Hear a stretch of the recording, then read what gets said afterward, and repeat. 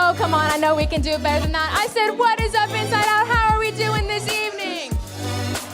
Awesome, that is what I love to hear. Well, hey, if this is your first time here, or you're tuning in online, or you've been in this room 1,000 times, I just want to give you a huge Inside Out welcome.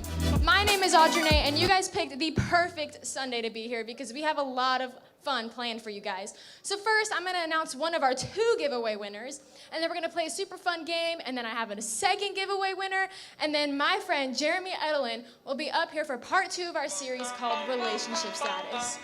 So like I said, we've got a bunch of giveaways, and last week, like you guys know, we had a winter storm, right? And so we were all stuck inside, but that's okay because we got to tune in and watch Inside Out online.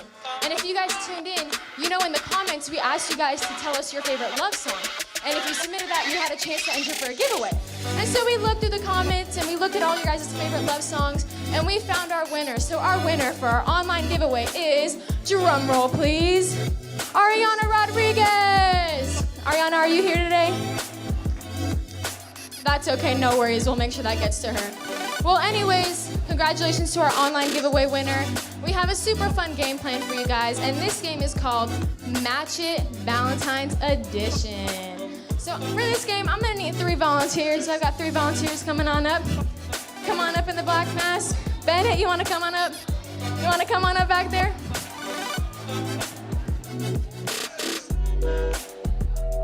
Awesome, awesome. While Bennett slowly makes his way up here. All right, why don't you guys go ahead and tell me your name and your small group. Okay, hi, Hannah. And my small group is Susie. Woo, let's hear it for her. My name's Bennett, and I'm with Josh and Michael. Yeah. My name's Camden, and I'm with Jenny and Amy. Awesome, we love to hear it. Well, hey, why don't you guys just spread on out on the stage. Do you guys know the game Spot It? Maybe, no? Well, this game is kind of like the game Spot It, and so what's gonna happen is your screen is gonna be split into 2. There's gonna be a left side and a right side. And on both sides of the screen is gonna be a bunch of Valentine's Day cartoons, and your guys' job is to buzz in and tell me what you think the cartoon that both sides have in common is. And the first person to buzz in and get it correctly gets a point, and the person with the most points at the end wins cupcakes for their small group. So, yeah, it's the same image. So if you look at this example, there's that little heart on both sides, and it can be different size, different shape, you know, whatever, but it's gonna be the same image on both sides. So of course, you guys have to buzz in your answers so I know who gets it first. So I'm gonna give you guys 10 seconds to think of a buzz-in sound. And this can be like an animal noise, or like you just shouting your name, or just any kind of noise you want as like your buzz-in sound. So I'm gonna give you guys 10 seconds to think. Crowd, if someone from your small group is up here, why don't you go ahead and make some noise because they are winning cupcakes for you. Oh yeah. I'm gonna give you guys like 5 more seconds to think of your buzz-in noise. It could literally be any type of noise you want. All right, I'm gonna start with Camden down here. Camden, what is your buzz-in noise? Just think of anything. It could be you shouting your name. Okay. Sounds good, Bennett. Baylor. Baylor, sounds good. What is your buzz-in? I don't know. You can literally be, I don't know. That's totally good too. All right. So, we guys have our buzz-in noise. Let's take a look at our example right here on the screen. So this is just a practice round. If you guys think you have it, okay. Bennett, what do you think it is? The high heel. The high heel, is that correct? That is correct. So if that was a real round, you would have gotten a point. And then I'm gonna trust you guys to keep track of your points. I'm assuming you guys will be honest about them, right? Right? Yeah? All right, are you guys ready? Let's get our first one up there. Audience, if someone in your small group is up here. Oh, Bennett got it. The heart with the ribbon on it. Heart with the ribbon. Oh yeah, 1 point for Bennett. Let's make some noise for Bennett. All right, let's take a look at our next one.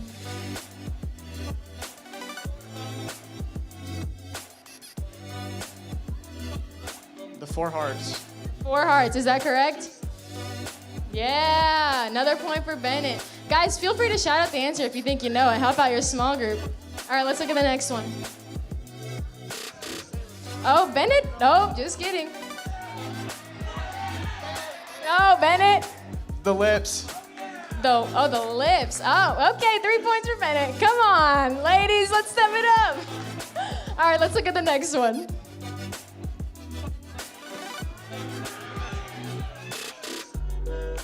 The ring. The ring. Well, all right, next one. There's a screen on that side. It's the thing. The thing. The bow and arrow? Is it the bow and arrow? Yep, she got a point.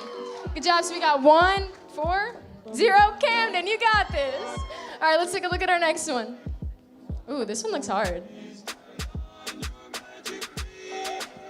What is it? It's the chocolate. Chocolate? The chocolate strawberry. Yep, she got it. Good job. So we've got 2, 4, 0. It's okay, Camden. We've got 2 more left. Guys, feel free to help if your small group person is up here. Bow and arrow. Wow, I wonder you got that. It's the bow and arrow. We've got 2, 5, and 0. It's okay. This is our last one. Let's take a look at it. Oh, Camden got it. That'd be mine. Oh, Camden gets a point. All right, well, I think Bennett was our winner. So thank you guys so much for playing. Good job. Round of applause if someone in your small group was up here. These are for you, Bennett. Congratulations to that small group. Shout out to Baylor since he was in Buzz and Sound. Awesome. Well, that was a fun game. Congratulations again for Bennett. Let's give him a quick round of applause as he makes his way down the stairs. Yeah, Bennett. Awesome. Well, before I hand it off to Jeremy, we've got one more giveaway winner. And so a couple weeks ago, we had our super fun Super Bowl party. And if you guys were here, you know, when you walked in, you had a chance to enter for a really cool giveaway by predicting the final score. And so if you won this giveaway, you won a specialized IO jersey. And it's one of a kind, so no one else will have it. And so we looked and we tallied and we found our winner. And our winner is, drum roll please, Carson Leedy. Carson, I will come find you after and talk to you about your jersey. Congratulations. Well, guys, I've had so much fun hanging out with you. Let's take a look at this video, and Jeremy Edelin will be...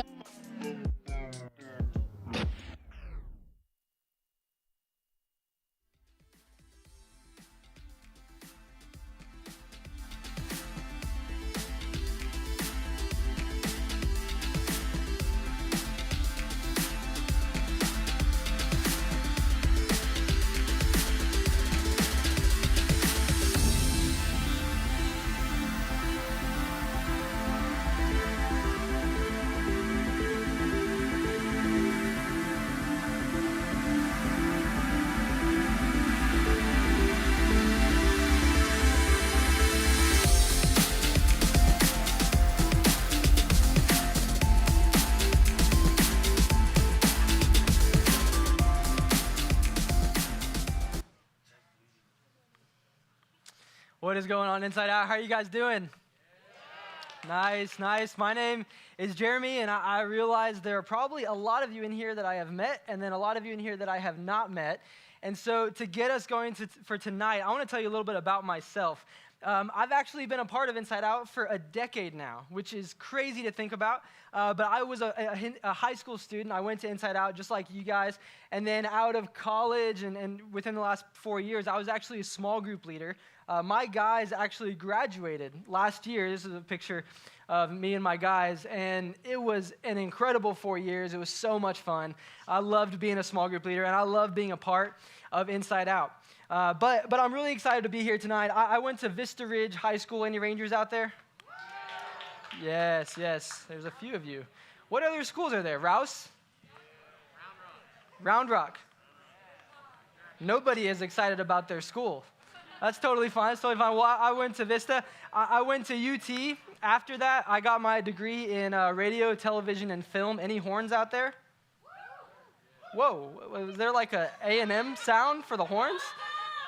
Oh my gosh. Okay. It's going to get better from here. I promise it, you guys. Okay, so I went to UT. I got a degree in radio, television, and film, and then I came on staff here at North Point as the content director, and that's what I am today, and I love my job. I love what I get to do, and I'm excited to be up here to continue this series about relationships. My relationship status is that I am married to a beautiful woman. Her name is Ashley. She is here somewhere tonight, but I don't know where she is. Oh, there she is, and she loves it when I call her out in public. Hey, babe, how you doing? Well, that's Ashley. We've been married for about 5 years now. We started dating in high school, actually. We're high school sweethearts, and here's a photo of us in high school. This was like high school sophomore year homecoming, I think. And what's funny about when we started dating, when we first became friends, I very quickly was friend zoned, very fast. And the reason I say that is because we had a conversation one day, and she had this whole list of qualities that she wanted in her future guy and her future husband. And she started sharing this list with me, and it was about her personality and family and faith and all these things. And then there was another piece of this list that I just didn't quite check off. And what she said is, my future husband must be taller than me.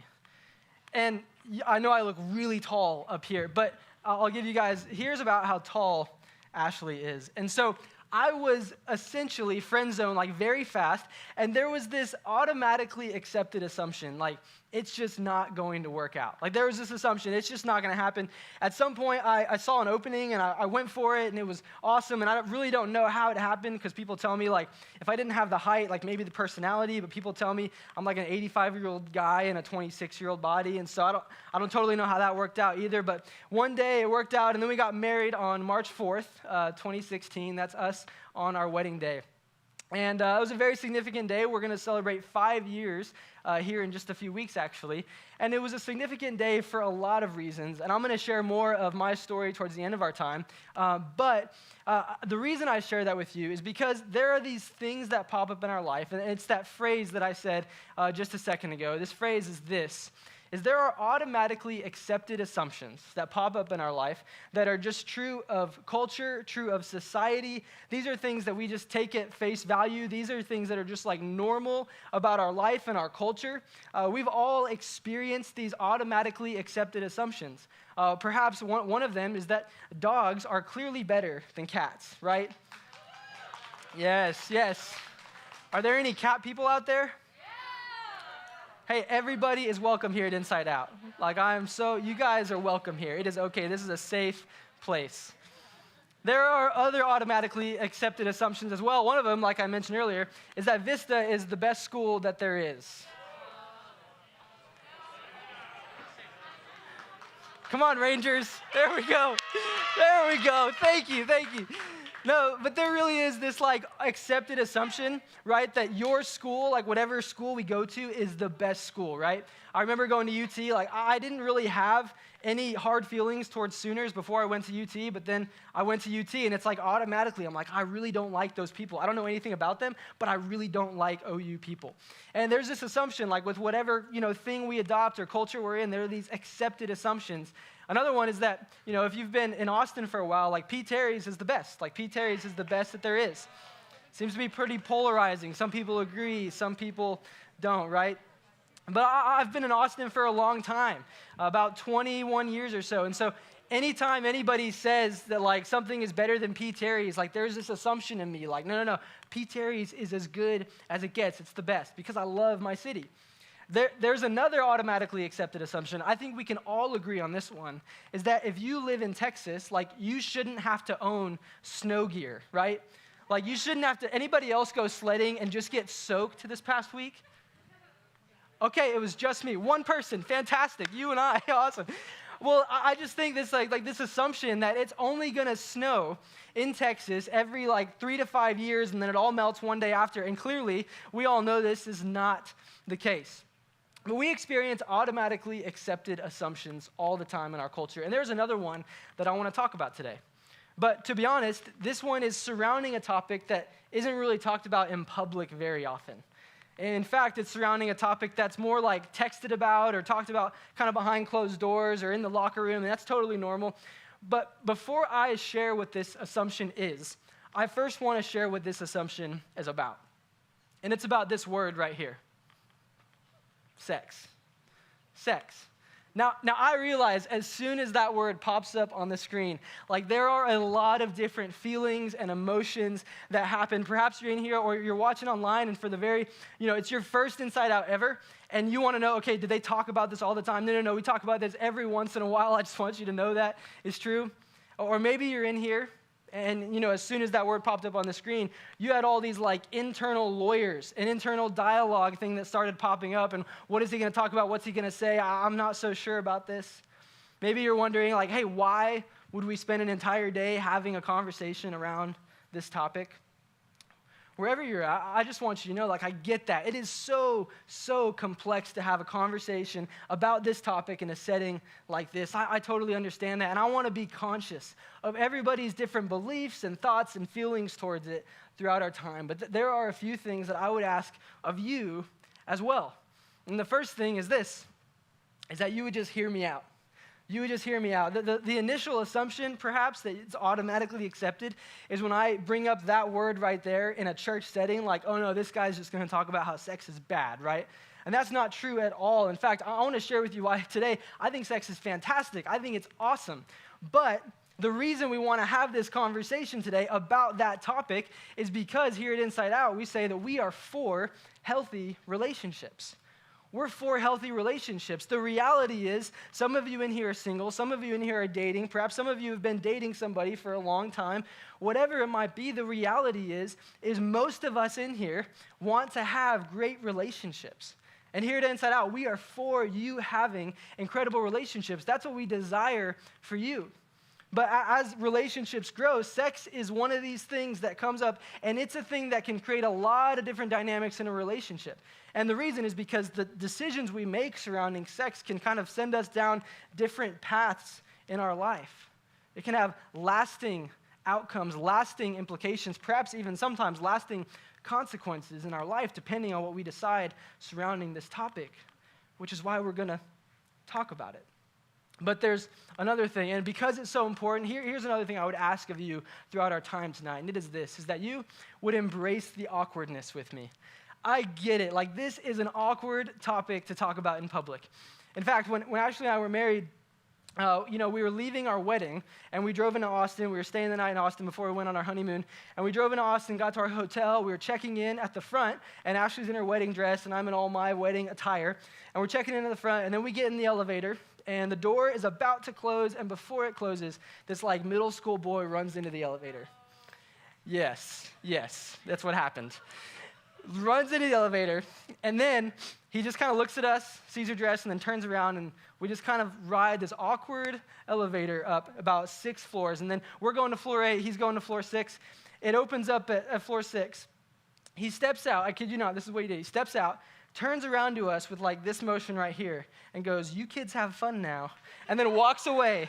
And we're just left in the elevator I cannot believe that just happened. And it has to be one of the most awkward moments of my life. And so I share that to go, I get, this is an awkward thing to talk about, but I just ask you to embrace the awkwardness with me, because again, it's so important. But the last thing I want to say before we jump in a little further is I want you to feel freedom to agree to disagree. If I share something tonight that you're I don't know about that, I'm going to push back, I want you to feel freedom to agree to disagree tonight. That is totally okay. And I don't want you to discount Inside Out. I don't want you to discount church. I don't want you to discount Jesus as a result of just disagreeing with what we're going to unpack tonight. But with that groundwork laid, what is the assumption that I want to talk about? Well, it's this right here. The automatically accepted assumption is that sex is just physical. Sex is just physical. It's something that two physical people do together. It's just a physical act. Just make sure you treat it responsibly. As long as nobody gets hurt, it is totally okay. We see this in culture all the time. Are there any Grey's Anatomy fans out there? Yep, there's a couple of you guys. Yes, I actually watched this show when I was middle school, high school, so confession time, there you go. But my mom would watch this show, and every now and then I would sit down and watch an episode with her. And I probably watched an episode with her every 6 to 8 episodes, so I missed a lot of context. But I realized that every time I watched an episode, it's like everybody just switched partners.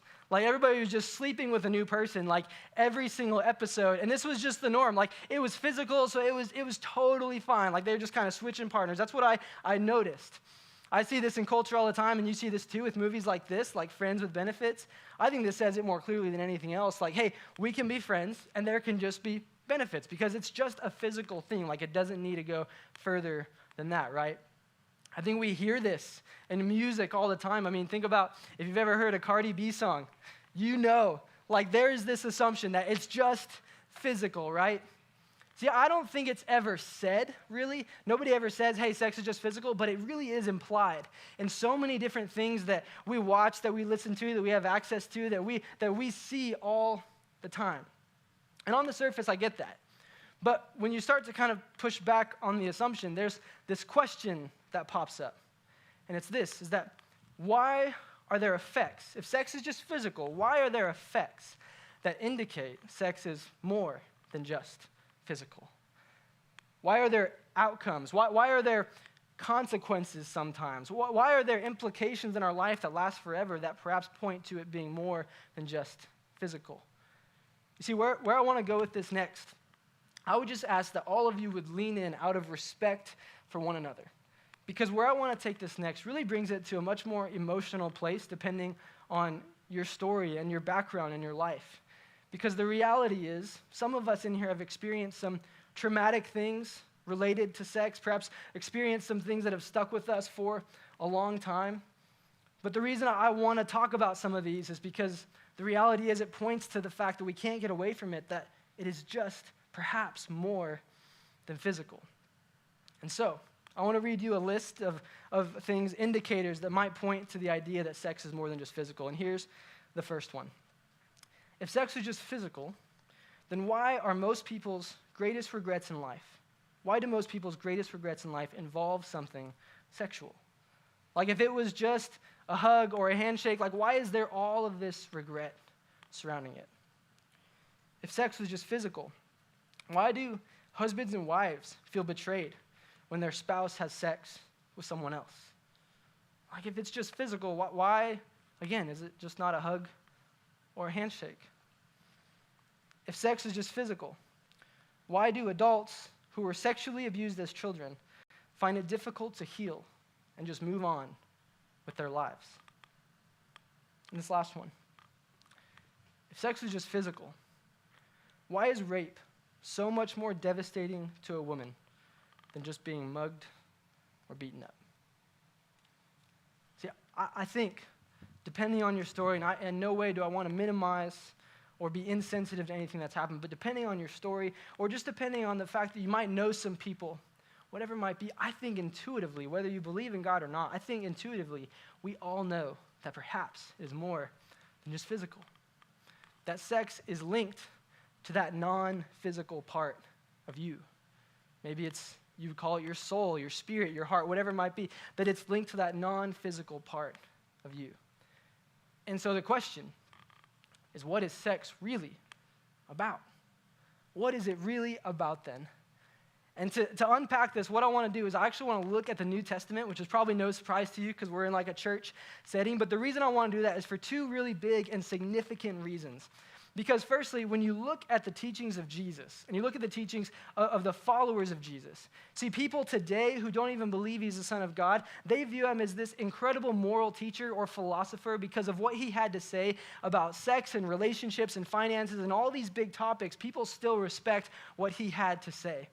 Not only that, but when we go back in time 2,000 years to when the New Testament was written, you see the time period then, we have this automatically accepted assumption now that sex is just physical. Back then, sex was viewed as even more promiscuous than it is today. The reason I say that is because it was actually normal. It was normal, get this, for family members to have sexual relations with each other. Like that was a normal thing 2,000 years ago, which is just incomprehensible to us. Not only this, but it was normal for a guy to kind of go to work and on the way home, he would stop and sleep with a couple prostitutes and then he'd come home, have dinner with his family.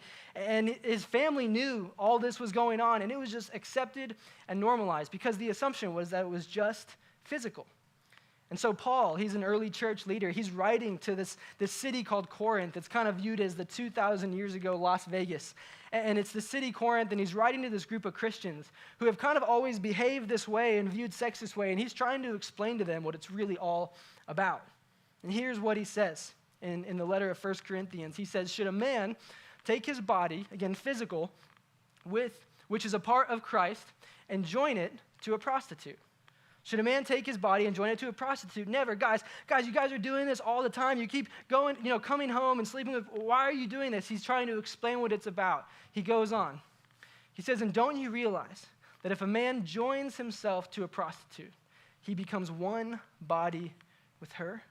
God, don't you realize sex is linked to that non-physical part of you? When you have sex with another person, you are joining yourself to that person. It's like you're becoming one. And then he says, for the scriptures say the two are united into one. The two are united into one. He's going back to the original design of a relationship, the original design of sex. He's saying, hey, the original design, what God intended this was to be this uniting thing between two people, to bring them together, to be like one person. That's what God intended it to be. There's a kind of a modern day word for this idea of the two are united into one. And that modern day word is this, it's intimacy. Intimacy. And intimacy can be defined in a lot of different ways, and I've heard it defined in a lot of different ways, but the most consistent and the one that kind of holds up the most is this definition right here. What Paul is talking about, this uniting thing, is this definition, that intimacy is knowing and being known. It's knowing another person. It's knowing their hopes, their dreams, their desires, their faults, their weaknesses, their shortcomings, their worries, their anxieties, their concerns. It's knowing everything about that person, their good, the good things they've done with their life, the bad things they've done with their life, the bad things that have happened in their life, and who they are as a result of those things, knowing all of those things and accepting them regardless. And then they know all the things about you, and they accept you regardless. That's knowing and being known. When I first got married, I thought, we dated for 6 years. There were so many aspects of like, I know who Ashley is. And I would have never predicted to have discovered as much about her in the last 5 years as I have. But I discover and learn more things about her every single day. But just 5 years in, we wake up and, we're getting ready in the morning and I can make eye contact with her. And just seeing the way she looks at me, I can know how she's feeling, how she's doing on any given morning.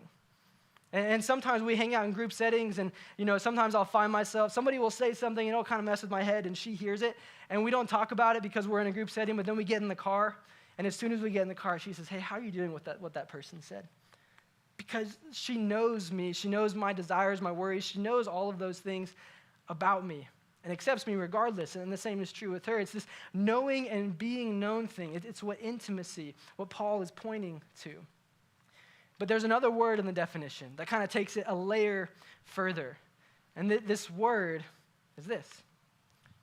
Knowing and being known fearlessly. Fearlessly. I think we would all agree relationships are scary, right? Like relationships are scary. When you first just talk to that person, when you first text them, when you first hang out, when you first go on a date, it is scary every step of the way. We're afraid of being hurt. We're afraid they might not think the same thing about us. Relationships are scary.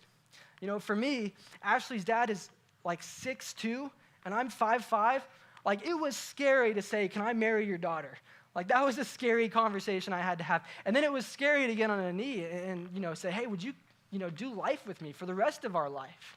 That was scary. And it's scary when somebody does that for us as well. Relationships can really, honestly, be terrifying. But you see, that's Paul's point. He's saying this uniting, becoming one thing. It's about intimacy, knowing and being known fearlessly. Because when we take these little steps in relationship, we are allowing our fear to become less. We're allowing our fear to become less. We're taking small steps over time, opening ourselves up to another individual. And our fear becomes less over time as we allow ourselves to be known and they know us as well. And what Paul is saying, hey, sex, its original purpose, its original design was for intimacy, to know and be known by another person in this beautiful, freeing, fearless way. Now, I remember at the beginning of our time, I wanted to give you the freedom to agree to disagree. And again, that's totally true, and that's totally okay. Because where I take this next, you might push back on, you might disagree with. Because for me, the only place that I have ever experienced, seen, talked to other people, read about, that this kind of fearless intimacy, knowing and being known happens, is honestly within the context of marriage.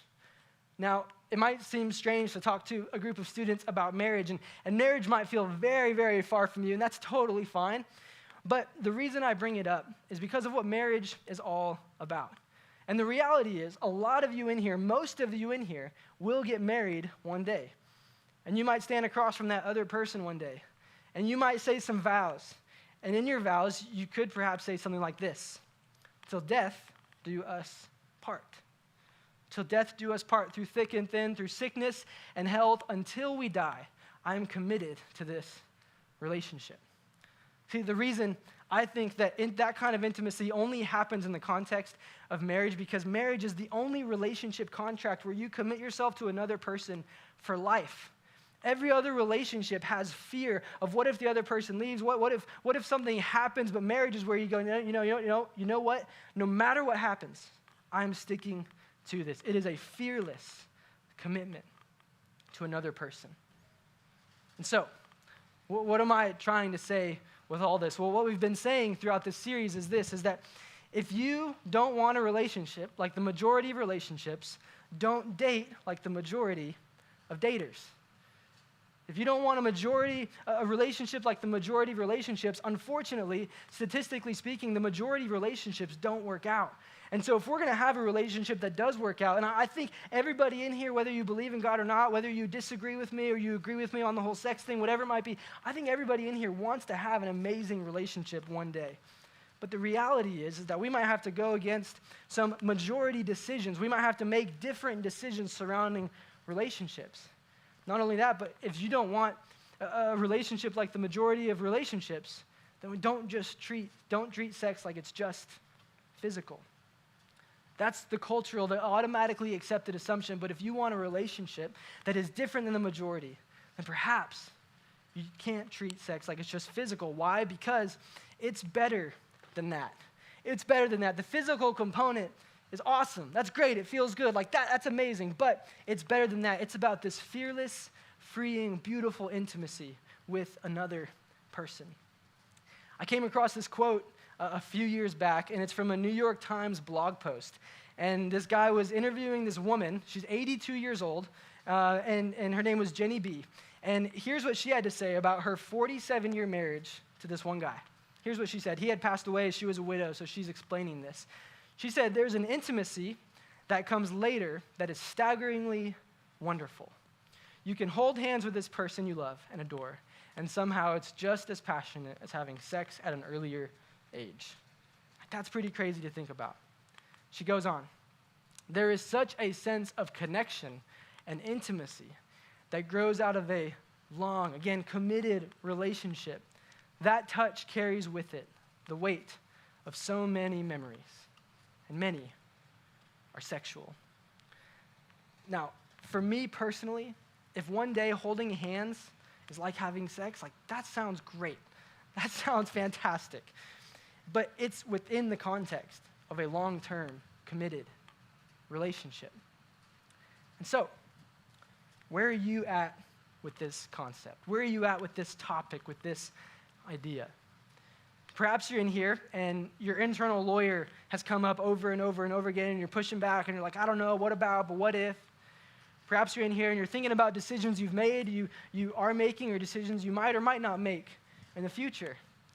Perhaps you're in here and you're like, Jeremy, I haven't even ever thought about this before. Like, I'm not in a relationship right now, I'm single, but perhaps you're in here and you think about it a lot. Maybe you're excited, maybe there's regret attached to it. Wherever you're at, my hope, and honestly, my prayer for all of you in here, and my challenge to you today would be this, is that you would make a choice on how you will treat sex in your life, that you would make a choice, not your boyfriend, not your girlfriend, not your friends, not your small group, that you would make a choice for you on how you will treat sex, that you would make a decision, make it one of your non-negotiables, make it a life principle that you hold on to on how you treat sex in your life, whether you treat it as physical, make that choice, or if you treat it as something entirely different, and you treat it as something more than physical, designed for intimacy. See, the reason this is my hope for you is because I wish I would have made a decision like this in my life. So I mentioned to you that I was going to share more of mine and Ashley's story. And the reality is that when we were dating in high school, that we were having sex as well.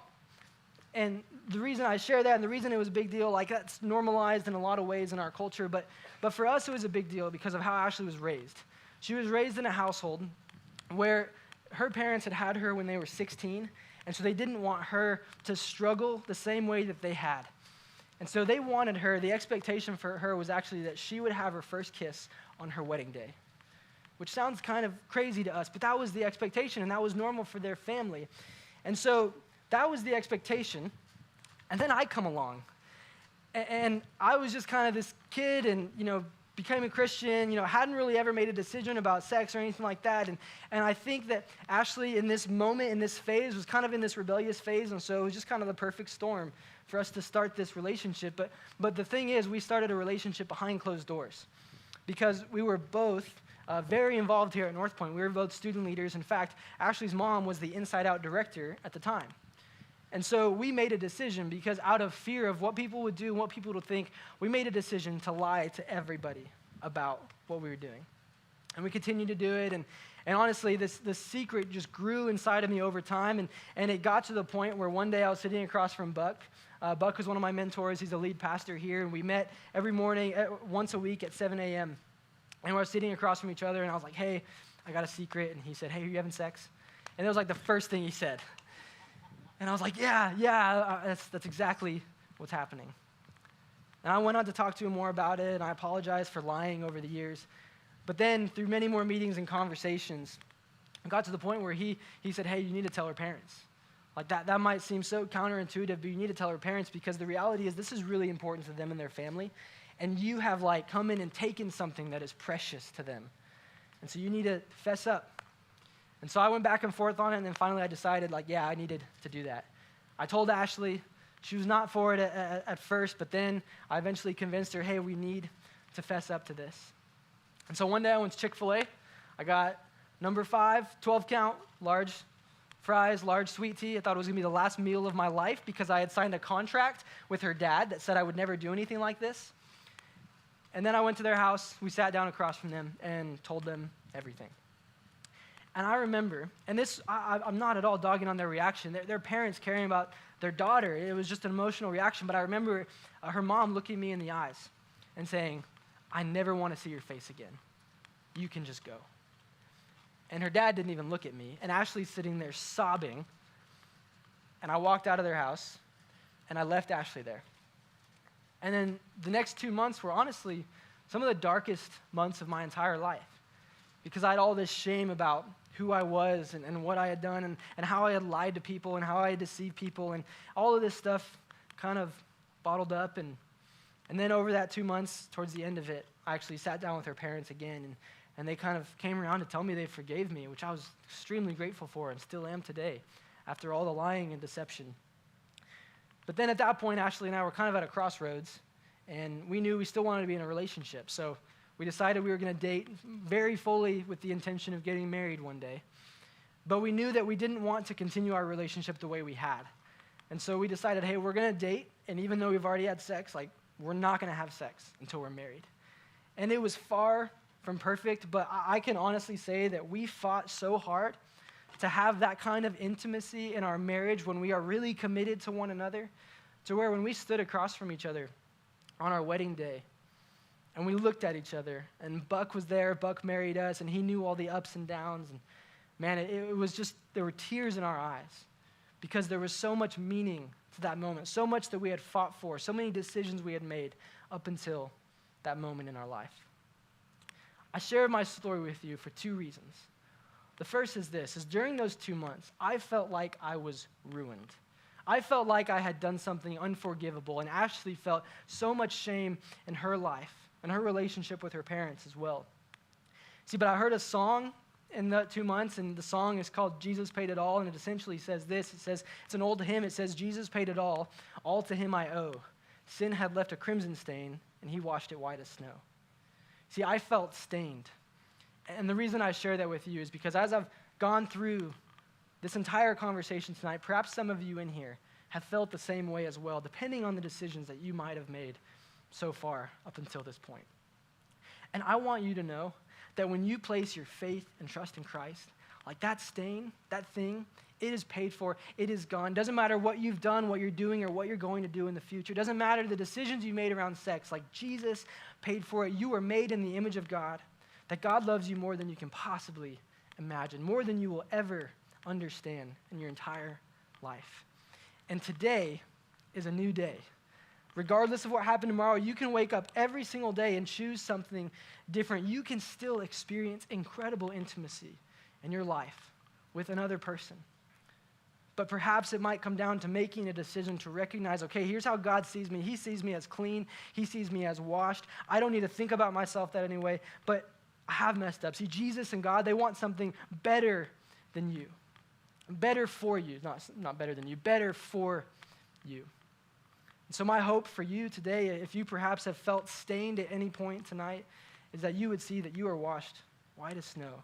And there's an opportunity for you to choose something different today and every day going forward. The second reason I share my story with you is because I think so often we don't believe things that somebody else might share with us. We don't believe things that are told to us because, we haven't heard somebody talk about it. We haven't heard somebody say, hey, it's true, like I've gotten to the other side and it's true. And I think the reason we don't hear that relating to sex is because nobody ever puts married people in a movie about sex, right? Like there's no sex scenes with married people because to us that just sounds boring. But I want to tell you that after going through so many different seasons and understanding this topic and even talking about this topic multiple times here now at Inside Out, like I want you to know that sex is awesome. Like in the context of marriage, this whole intimacy thing, like knowing and being known, like it is fantastic. It is amazing, and it is far, far, far from boring. I'll wrap up with this. A wise man once told me that the deepest levels of love can only be experienced through choice.